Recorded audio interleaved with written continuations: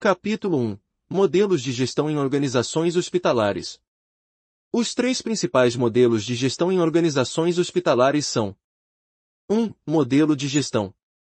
Neste modelo, as decisões são descentralizadas, as equipes de enfermagem participam ativamente da tomada de decisões, assumindo a responsabilidade sobre os resultados. Em média, 80% das decisões locais que envolvem assuntos de enfermagem podem ser resolvidas no local de prestação da assistência, sem necessidade de envolver as gerências. O conceito empregado tem, como meios de operação, fóruns de decisão, times assistenciais, conselhos da prática, gerenciamento e educação e pesquisa, que são compostos por membros de todos os níveis hierárquicos, que vão desde diretores até profissionais que prestam assistência à beira do leito. Por exemplo, um paciente queixasse da técnica utilizada para a troca de sua bolsa de diálise. A líder de enfermagem daquela unidade é quem recebe todas as queixas e elogios periodicamente. Nesse caso, ela encaminha a reclamação ao time assistencial, que analisa localmente e toma decisões para a correção do problema, que só será encaminhado a um dos conselhos se envolver o sistema de enfermagem como um todo. 2. Modelo assistencial. O sistema de enfermagem do hospital desenvolve um cuidado integral e individual, fundamentado em evidências científicas e no trabalho interdisciplinar. Baseia suas decisões no julgamento clínico do enfermeiro, de forma a melhor atender às necessidades do paciente e família, obtendo sua participação ativa nas decisões sobre o cuidado a ser prestado. O paciente é o centro do processo de cuidar, integrado na tomada de decisão e participante do planejamento e implementação deste cuidado. Esta visão do cuidado, como principal foco da enfermagem, deriva da filosofia e ciência do cuidar, desenvolvida pela teorista de enfermagem doutora Jean Watson, que combina uma visão humanista e uma base sólida de conhecimentos científicos. Nesta visão de mundo, associada às habilidades de pensamento crítico, a ciência do cuidado tem como foco a promoção da saúde e não somente a cura da doença. Neste cenário, o profissional central é o enfermeiro assistencial. Possui igualmente o papel de integrador, facilitador e coordenador das relações entre paciente, equipe multiprofissional, médicos e instituição, à beira do leito. Importante lembrar que o modelo assistencial adotado pela instituição é uma diretriz clara de como a organização propõe-se a atingir sua excelência assistencial, isto é, quais as normas, procedimentos e metodologias para alcançar tal objetivo. 3. Modelo de educação continuada. O desenvolvimento técnico-científico, como uma das principais diretrizes do sistema de enfermagem, visa propiciar a capacitação profissional e a humanização do atendimento, fornecendo subsídios à implantação do modelo assistencial institucional e o atendimento ao paciente médico. O modelo é descentralizado, realizado localmente, e inclui um plano diretor voltado a atender às necessidades de desenvolvimento e capacitação de enfermeiros e do nível médio de enfermagem. Esta iniciativa exigiu a revisão das competências clínicas dos enfermeiros e a implantação do Plano de Desenvolvimento das Competências Clínicas do Enfermeiro, PDES, que tem como meta consolidar o pensamento crítico do enfermeiro. O PDES é um método educacional que possibilita identificar e classificar os enfermeiros de acordo com as suas competências clínicas e a aplicação do conhecimento científico na prática assistencial. Este processo é liderado por enfermeiros experientes, com mestrado ou doutorado, e cujo diferencial está em sua atuação direta junto a pacientes e equipes, e não em salas de aula. Já o plano de treinamento e desenvolvimento de auxiliares e técnicos do sistema de enfermagem tem seus objetivos direcionados para a implementação de uma sistemática regular de capacitação, de modo a facilitar atitudes proativas e permanente interação destes profissionais com os assuntos referentes à assistência ao paciente e de gestão organizacional. O segmento carece de lideranças e profissionais de alta performance. Capítulo 2. Gerência, liderança, supervisão e auditoria. 1. Gerência.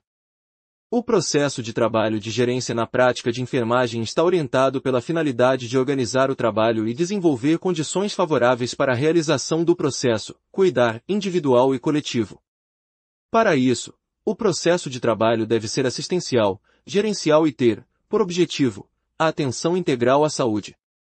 Diante da finalidade de organizar a assistência para favorecer o processo, cuidar, individual e coletivo, a transformação operada no processo de trabalho gerencial incide prioritariamente sobre os trabalhadores, enquanto objeto do trabalho. Os meios instrumento de que se utiliza os saberes administrativos e suas ferramentas, tais como o planejamento, a coordenação, o controle e a direção, dentre outros mais específicos. Vale destacar que as atividades próprias da gerência são organizadas de determinada forma em que estão presentes a gestão da rotina e a normatização, a hierarquia, o controle e a autoridade, e a divisão do trabalho por categorias de trabalhadores, por turnos, por atividade, etc. O processo de trabalho gerencial aprendido da perspectiva das práticas de saúde socialmente estruturadas tem um papel fundamental na construção de um modo de fazer saúde voltado para a necessidade de saúde. No exercício desse papel, pautadas na articulação e integração, 4 dimensões são inerentes à atividade gerencial. Dimensão técnica. Refere-se a aspectos gerais instrumentais do próprio trabalho, tais como planejamento, coordenação, supervisão, controle e avaliação, tanto nos recursos humanos como nos materiais e físicos. Dimensão política. Aquela que articula o trabalho gerencial ao projeto que se tem a empreender. Incluem-se, nessa dimensão, as determinações de caráter político-ideológicas e econômicas.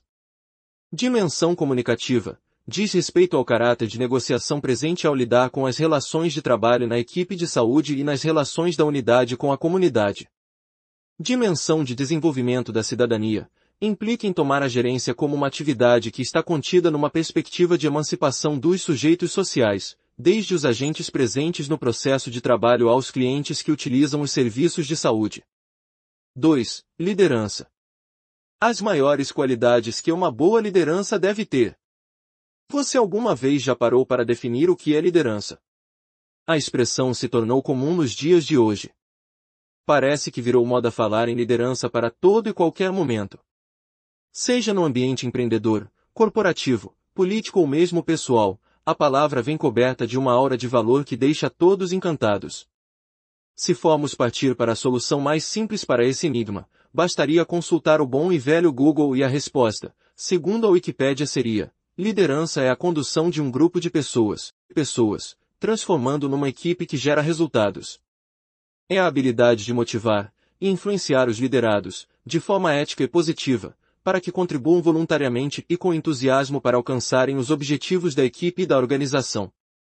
Do ponto de vista conceitual, a definição e classificação é aceitável, mas como identificar esse conceito em situações e pessoas? O que é definitivamente liderança no dia a dia? O que está além do conceito de liderança visto nas primeiras páginas da internet? Abordando o que é liderança de forma mais ampla, vamos perceber que a definição de liderança pode ser simplificada e traduzida apenas como resultados. Sim, liderança são resultados. Isso até pode parecer uma definição simplista, mas na verdade o resultado engloba todos os conceitos, independente de seu autor. Pode reparar que, no final das contas, somos sempre cobrados em função de resultados, pois é isso que as empresas e sociedade buscam. Resultados, resultados e mais resultados. Bom, podemos dizer que a liderança é, logo, um tipo de poder pessoal, afinal através dela, uma pessoa influencia outras pessoas em função dos relacionamentos já existentes.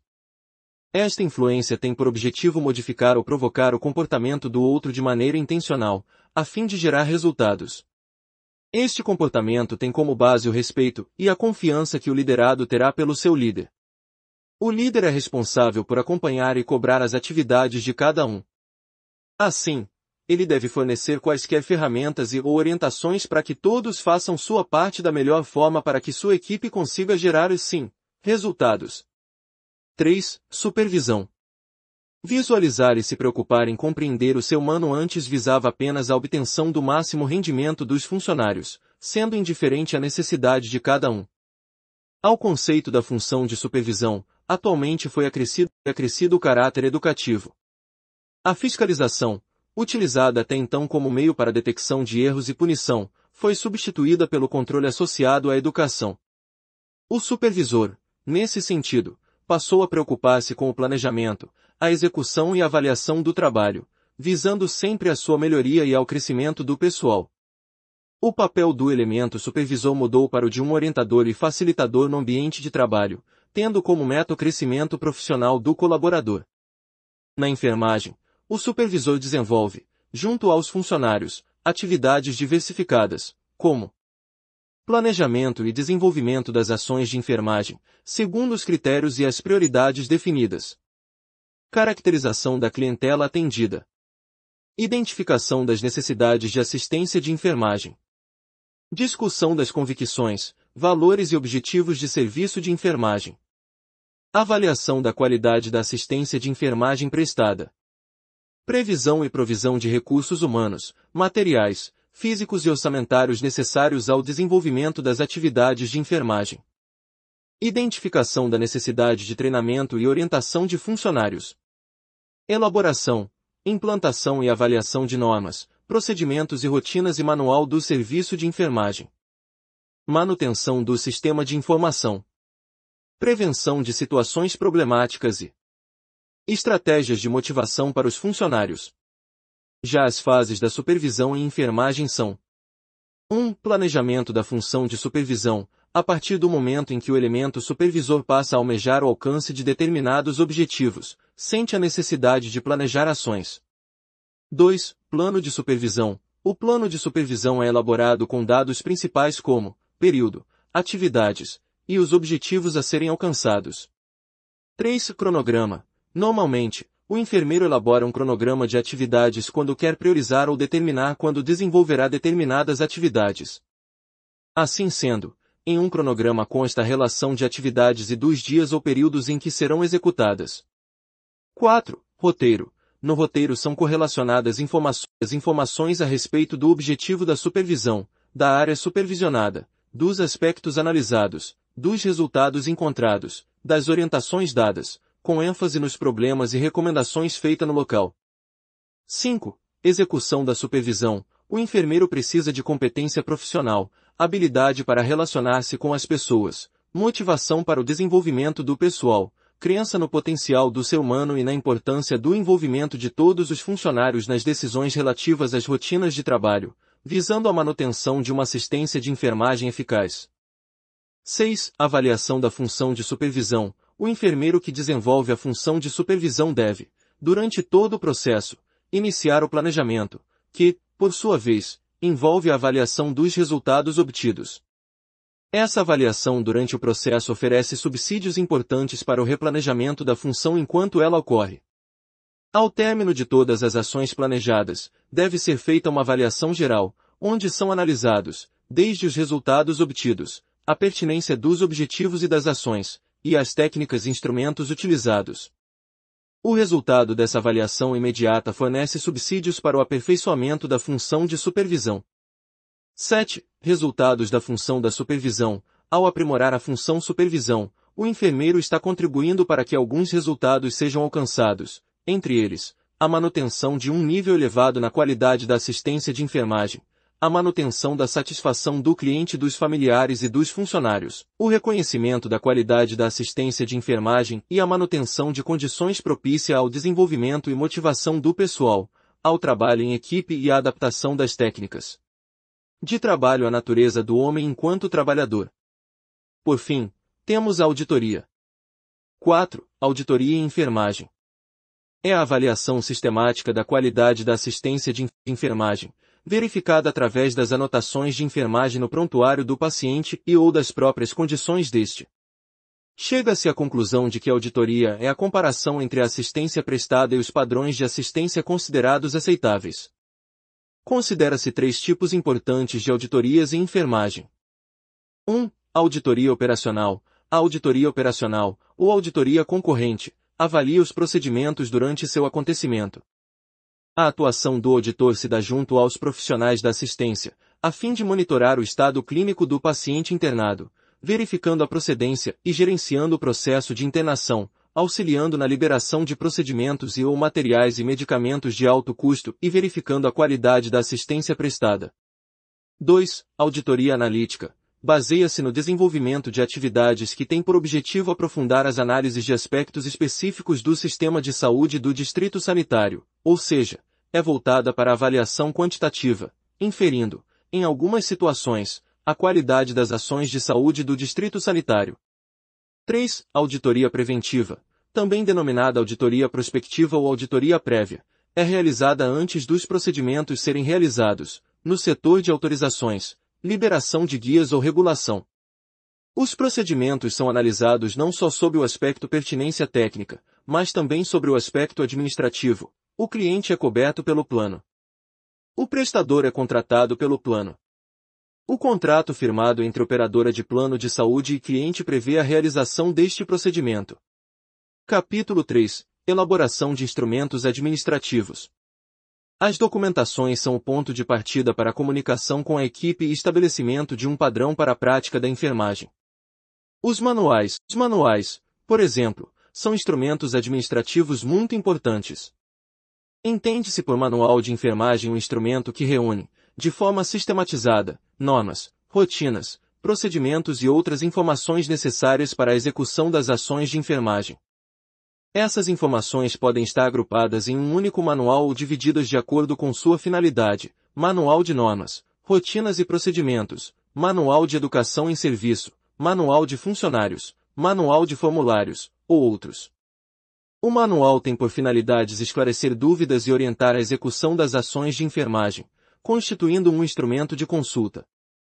Os tipos de manuais mais comuns são: 1. Manuais de rotina. A rotina, conforme definição do Ministério da Saúde, é o conjunto de elementos que especifica a maneira exata pela qual uma ou mais atividades devem ser realizadas.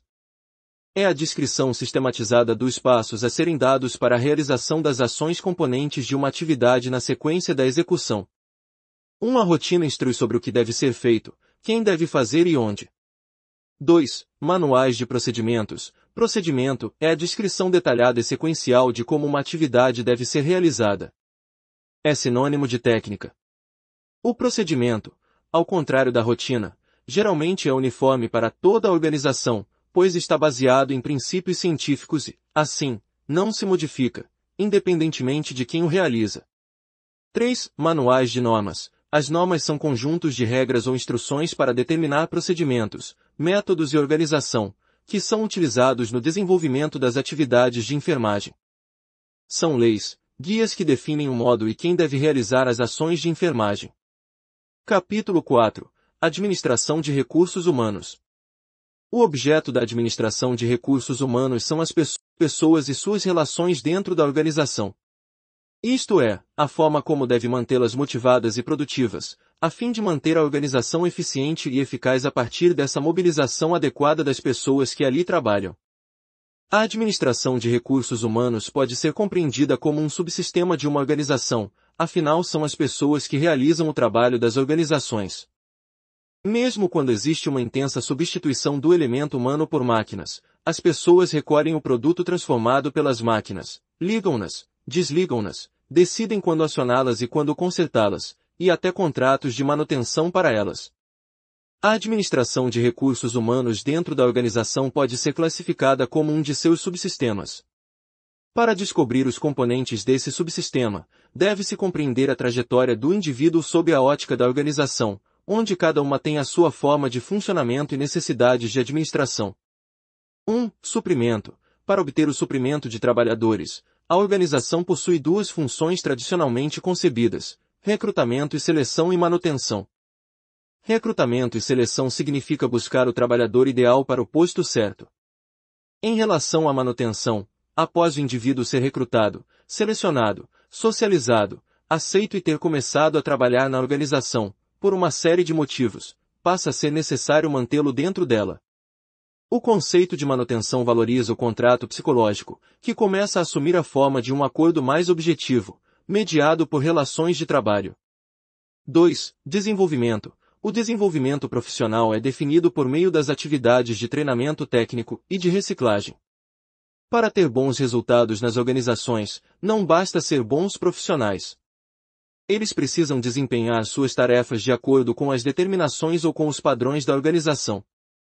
A ideia subjacente ao treinamento é oferecer ao profissional mais uma habilidade ou mantê-lo atualizado naquelas de que já dispõe, seja devido às inovações tecnológicas em suas áreas de atuação, pela necessidade de incorporar uma nova atividade entre aquelas desenvolvidas na organização, seja ainda pela constatação de um desempenho insatisfatório do técnico.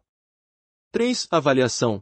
A avaliação de recursos humanos requer uma apreciação mais global. Existe um desempenho de conteúdo técnico, cuja avaliação está sob responsabilidade dos supervisores imediatos, supondo que estes tenham conhecimento técnico suficiente para fazê-lo e contato com as normas mais atualizadas, externas à organização e internas a ela. Ao mesmo tempo, o órgão de recursos humanos pode oferecer ajuda por meio de instrumentos que eventualmente formalizam a avaliação, bem como mediante a compilação dos diversos resultados de avaliação técnica de cada funcionário no tempo e a respeito de uma dada atividade pela organização como um todo. Capítulo 5. Administração de materiais. O objetivo básico da administração de materiais consiste em colocar os recursos necessários ao processo produtivo com qualidade, em quantidades adequadas, no tempo correto e com o menor custo. Materiais são produtos que podem ser armazenados ou que serão consumidos imediatamente após a sua chegada. Baseado nesse conceito, estão excluídos os materiais considerados permanentes, como equipamentos médico-hospitalares, mobiliário, veículos e semelhantes, e incluídos, portanto, os demais produtos, como medicamentos, alimentos, material de escritório, de limpeza, de conservação e reparos, de uso cirúrgico, de radiologia, de laboratório, reagentes químicos, vidraria, etc. A administração de materiais, equipada de tecnologia adequada, poderá evitar, em parte, a falta de materiais, porém essa ação isolada não é suficiente sem a eliminação das causas. A administração de materiais, isoladamente, não é capaz de evitar as faltas. Falta de material. O diagnóstico inadequado leva a uma ação que não produzirá os efeitos desejados. As causas da falta de materiais podem ser identificadas em 3 diferentes grupos. 1. Causas estruturais. Falta de prioridade política para o setor, baixos investimentos, baixos salários, corrupção, serviços de baixa qualidade, etc.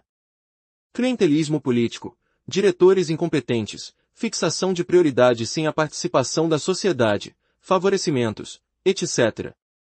Controles burocráticos, que agem sobre os instrumentos, particularmente naqueles de caráter econômico, levando à desvalorização das ações executadas e invertendo o referencial das organizações. É importante lembrar que não basta fazer as coisas corretamente, deve-se também fazer as coisas certas. A burocracia somente se preocupa com o rito, a ela não interessa o produto final. Centralização excessiva produz danos imensos na área de materiais.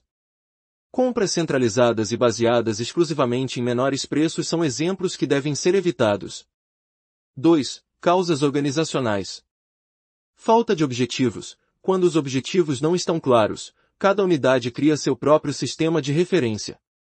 Como consequência, pode ocorrer uma dissociação entre a área fim e as áreas meio. Falta de profissionalismo da direção. Falta de capacitação e de atualização do pessoal. Falta de recursos financeiros e controle. Corrupção. Falta de planejamento.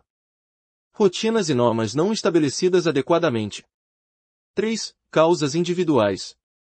Diretores improvisados, inseguros ou incapazes de inovar, sem condições de manter um diálogo adequado com a área afim. Funcionários desmotivados, sem compromisso com a instituição. Seu principal objetivo é a manutenção do emprego. Catálogo de materiais. Para a elaboração de um catálogo de materiais, sugere-se seguir os seguintes passos.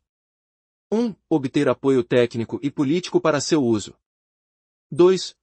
Criar um grupo responsável pela padronização de materiais, ligado ao nível político da organização e cujos membros sejam respeitados pelos seus conhecimentos técnicos e tenham capacidade de diálogo com seus pares.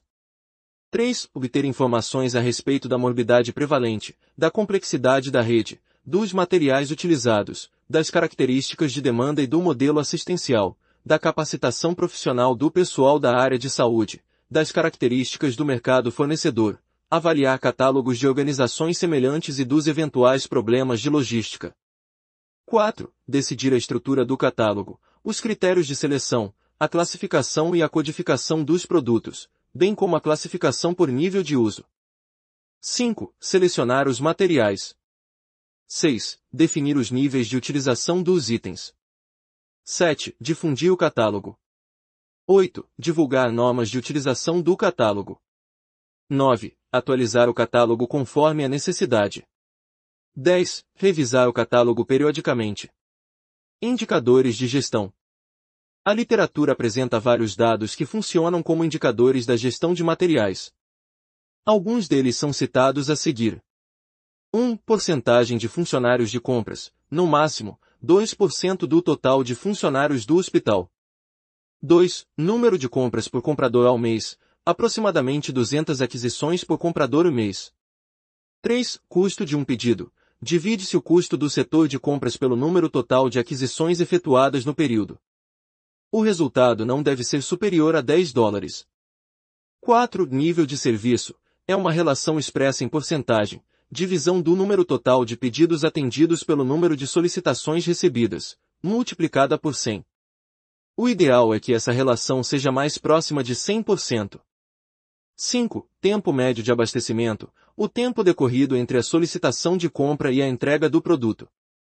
É importante que se monitore esse período, o que pode ser feito por amostragem. 6. Giro de estoque ou rotatividade. Um indicador que reflete o número de vezes que o estoque roda em um determinado período. Consumo no período. O dado referente ao estoque médio de um determinado item é obtido calculando-se a média dos estoques diários do produto no período considerado. Uma forma simplificada de cálculo substitui o estoque médio do período pelo número de unidades em estoque no último dia do período considerado. Licitação. As licitações são instrumentos de compras e aquisições, bem como contratações de serviços junto ao mercado. As licitações possuem determinados princípios básicos que devem ser observados para que ao final do processo este seja válido e atenda aos objetivos da compra. Seguem um roteiro, que deve ser documentado e muito claro, sobre todo o processo de aquisição, escolha, aprovação do fornecedor, aprovação do orçamento, etc. Capítulo 6. Gerenciamento de resíduos de serviços de saúde. Conforme a resolução da diretoria colegiada, da Agência Nacional de Vigilância Sanitária Anvisa, RDC número 306, de 7 de dezembro de 2004, gerenciamento de resíduos de serviços de saúde, RSS, é constituído por um conjunto de procedimentos de gestão. Estes procedimentos são planejados e implementados a partir de bases científicas e técnicas, normativas e legais, com o objetivo de minimizar a produção de resíduos de serviços de saúde e proporcionar aos resíduos gerados um encaminhamento seguro, de forma eficiente, visando a proteção dos trabalhadores, a preservação da saúde pública, dos recursos naturais e do meio ambiente. O gerenciamento inicia pelo planejamento dos recursos físicos e dos recursos materiais necessários, culminando na capacitação dos recursos humanos envolvidos. Todo laboratório gerador deve elaborar um plano de gerenciamento de resíduos de serviços de saúde, PGRSS, baseado nas características dos resíduos gerados. O PGRSS a ser elaborado deve ser compatível com as normas federais, estaduais e municipais, e ainda deve estar de acordo com os procedimentos institucionais de biossegurança, relativos à coleta, transporte e disposição final. É a descrição sistematizada dos passos a serem dados para a realização das ações componentes de uma atividade, na sequência da execução. Uma rotina instrui sobre o que deve ser feito, quem deve fazer e onde. Manejo. O manejo dos resíduos de serviços de saúde é o conjunto de ações voltadas ao gerenciamento dos resíduos gerados. Deve focar os aspectos intra- e extra-estabelecimento, indo desde a geração até a disposição final, incluindo as seguintes etapas. 1. Segregação. Consiste na separação dos resíduos no momento e local de sua geração, de acordo com as características físicas, químicas, biológicas, o seu estado físico e os riscos envolvidos. 2. Acondicionamento. Consiste no ato de embalar os resíduos segregados, em sacos ou recipientes que evitem vazamentos e resistam às ações de punctura e ruptura. A capacidade dos recipientes de acondicionamento deve ser compatível com a geração diária de cada tipo de resíduo. 3. Identificação. Esta etapa do manejo dos resíduos permite o reconhecimento dos resíduos contidos nos sacos e recipientes, fornecendo informações ao correto manejo dos RSS.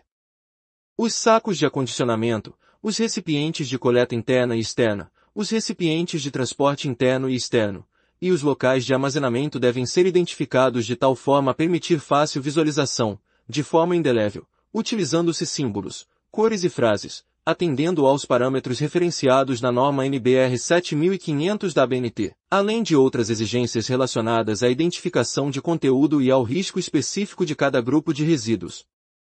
O grupo A de resíduos é identificado pelo símbolo internacional de risco biológico, com rótulos de fundo branco, desenho e contornos pretos. O grupo B é identificado através do símbolo de risco associado, de acordo com a NBR 7500 da ABNT e com discriminação de substância química e frases de risco. O grupo C é representado pelo símbolo internacional de presença de radiação ionizante, trifólio de cor magenta, em rótulos de fundo amarelo e contornos pretos, acrescido da expressão, rejeito radioativo. O grupo E possui a inscrição de resíduo perfuro cortante, indicando o risco que apresenta o resíduo. 4. Transporte interno.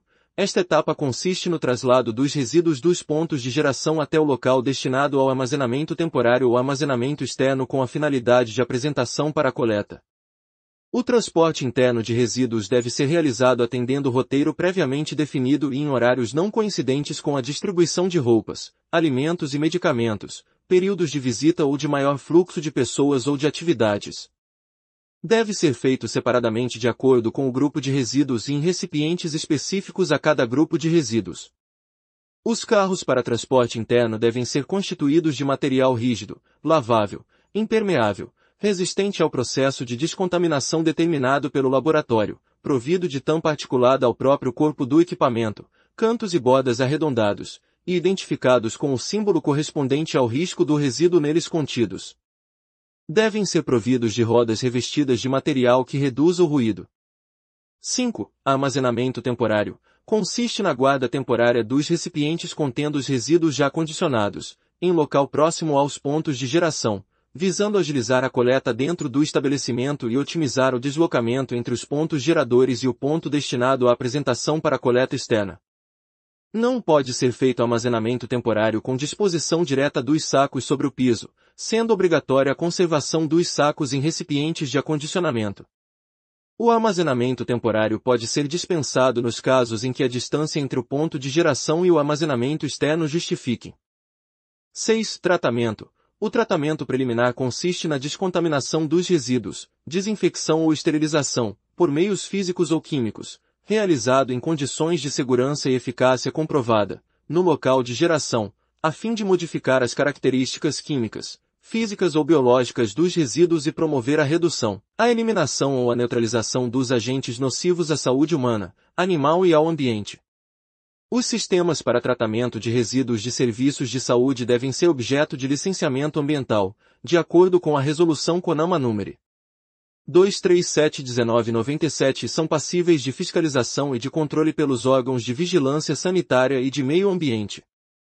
7. Armazenamento externo. Consiste na guarda dos recipientes de resíduos até a realização da etapa de coleta externa, em ambiente exclusivo com acesso facilitado para os veículos coletores. Neste local não é permitido a manutenção dos sacos de resíduos fora dos recipientes ali estacionados. 8. O transporte externo. Consistem na remoção dos RSS do abrigo de resíduos, armazenamento externo, até a unidade de tratamento ou disposição final, utilizando-se técnicas que garantam a preservação das condições de acondicionamento e a integridade dos trabalhadores, da população e do meio ambiente, devendo estar de acordo com as orientações dos órgãos de limpeza urbana. A coleta e transporte externos dos resíduos de serviços de saúde devem ser realizados de acordo com as normas NBR 12.810 e NBR 14.652 da ABNT. 9. Disposição final. Consiste na disposição de resíduos no solo, previamente preparado para recebê-los, obedecendo a critérios técnicos de construção e operação, e com licenciamento ambiental de acordo com a Resolução CONAMA nº 237 de 1997.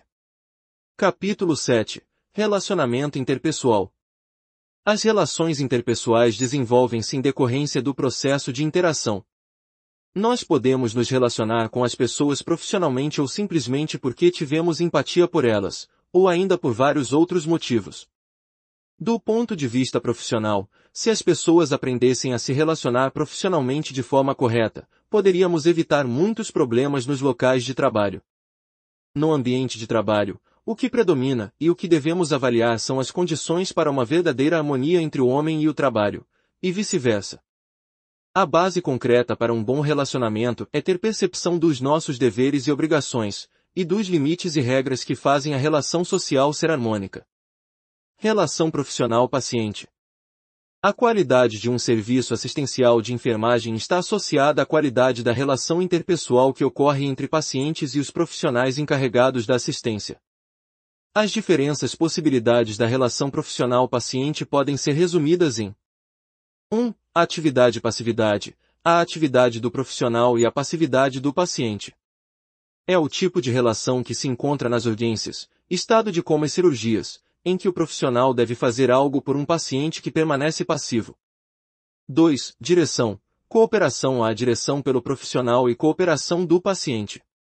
Em todas as afecções em que o paciente é capaz de fazer algo, o profissional lhe pede esta cooperação: enfermidade aguda, infecciosa, acidentes. 3. Participação mútua e recíproca, a participação mútua e recíproca do profissional e do paciente. Este tipo de relação é típico das enfermidades crônicas, das readaptações e de todos os estados em que o paciente pode cuidar de si e assumir o tratamento. Distância psicológica. A distância psicológica que existe entre duas pessoas e que se modifica no decorrer do tratamento distingue 3 fases. 1. Apelo humano. De angústia, o profissional responde à demanda do enfermo, satisfazendo sua necessidade. 2. Afastamento e objetividade. É o período do diagnóstico, corresponde ao exame científico. O profissional já não considera o enfermo como uma pessoa, senão como objeto de estudo. As relações afetivas passam ao segundo plano. 3. Personalização da relação. Uma vez realizado o diagnóstico, é estabelecida a terapêutica. O profissional pode aproximar-se do paciente, havendo a integração dos elementos das fases, isto é, dos aspectos científicos e humanos. Capítulo 8. Considerações finais. Nos últimos anos tem-se observado, em múltiplos países, a aplicação de programas de qualidade nas organizações hospitalares, visando desenvolver seu gerenciamento e aprimorar a eficiência desses serviços. Na área da prestação de serviços, o enfermeiro deve estar preparado para responder às demandas deste serviço, devido ao seu papel importante neste contexto. Logo, necessitam se desenvolver como gestores voltados na busca de resultados, fortalecendo o trabalho multiprofissional e o trabalho em equipe. Nos últimos anos a enfermagem tem evoluído consideravelmente, muito disso deve-se à sua prática profissional e do desenvolvimento técnico-científico. Fica evidente a importância no trabalho de administração em enfermagem, que consiste em orientar, dirigir e controlar o esforço de um grupo para um objetivo em comum, a vida do paciente. Esperamos que tenha gostado do curso. Desejamos a você todo o sucesso do mundo. Agora você pode solicitar o seu certificado se assim o desejar. Até o próximo curso!